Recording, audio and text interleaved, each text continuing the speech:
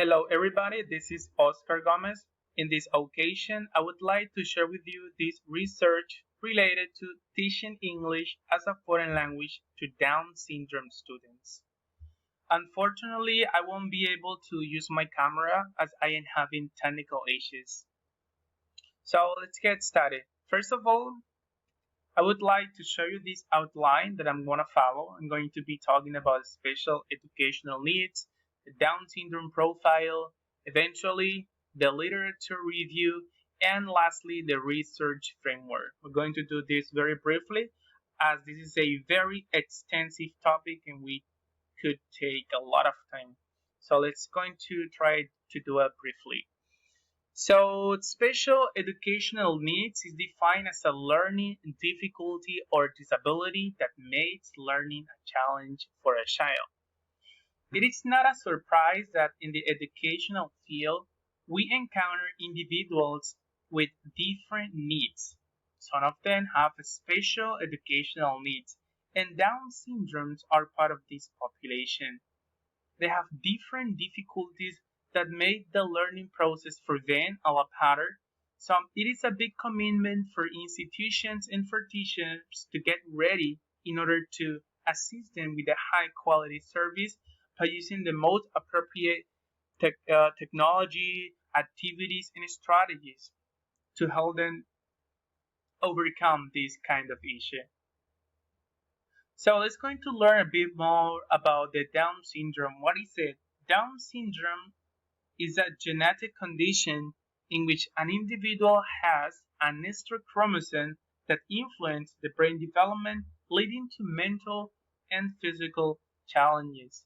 So here, something very important is that these individuals cannot develop their brain properly, and this leads to another issues like mental and physical disabilities.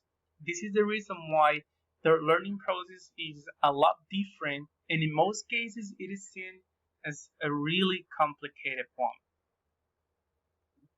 Let's going to review a bit more about the literature.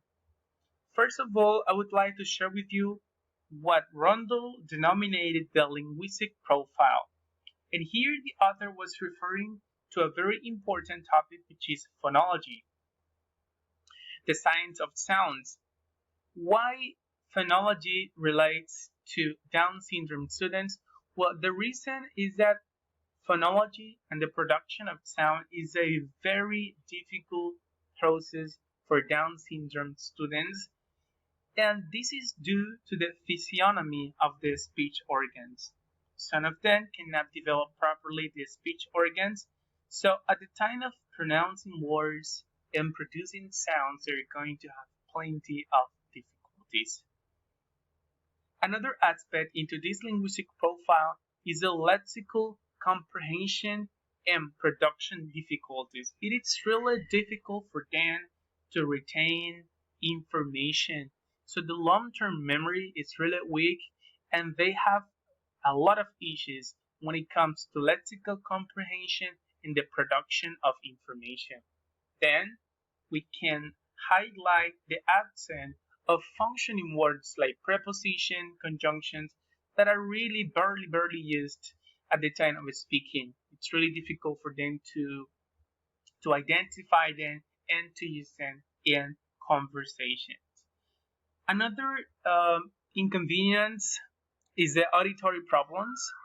Um, you can see them most of the time wearing hearing aids because as this is a genetic condition and a biological disability, they're not going to be able to listen properly. So the idea with this is to help them tackle this issue, and they need to have a great amount of exposure to sound. So they have to be they have to undergo comprehensible input that allow them to improve their listening skills step by step. On the other hand, we've got the cooperative learning.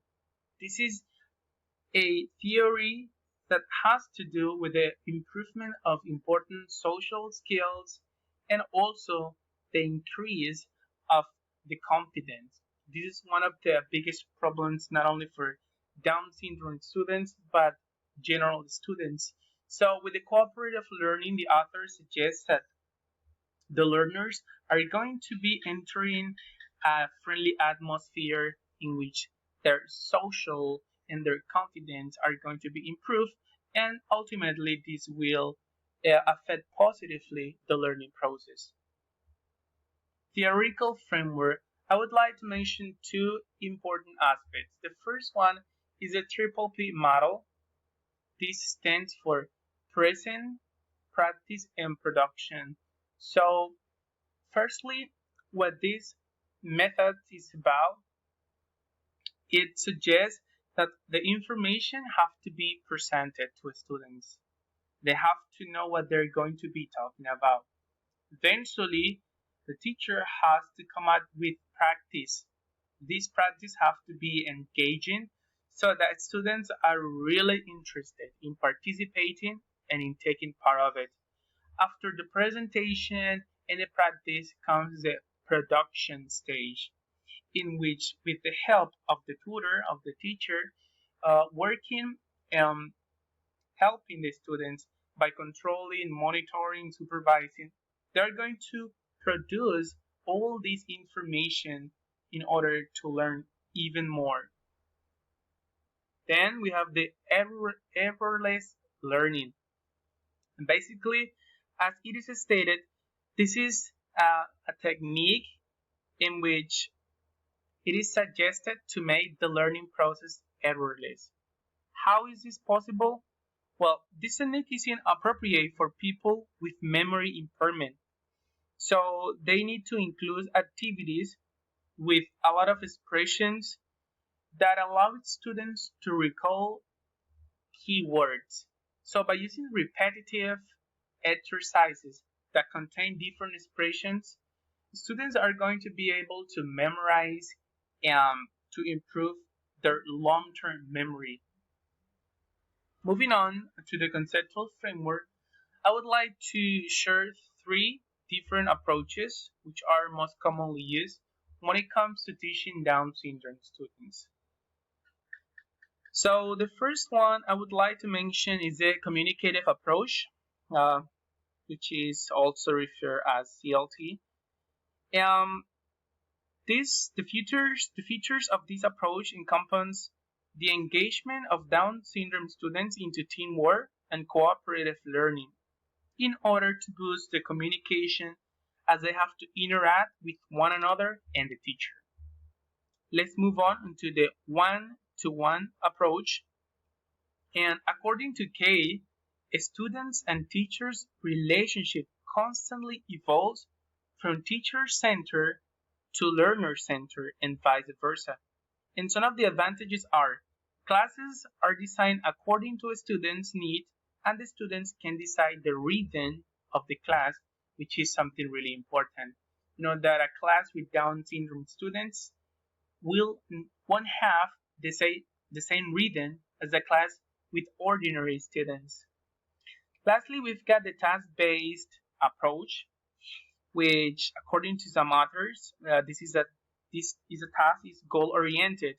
The main purpose of this approach is for a student to perform certain tasks to meet the specific goals and develop important cognitive skills through interaction. So they're going to develop certain tasks in which they're going to work not only on the social skills but also on the intellectual skills. Well, this is a really broad topic. I just wanted to highlight some of the most important aspects concerning this investigation.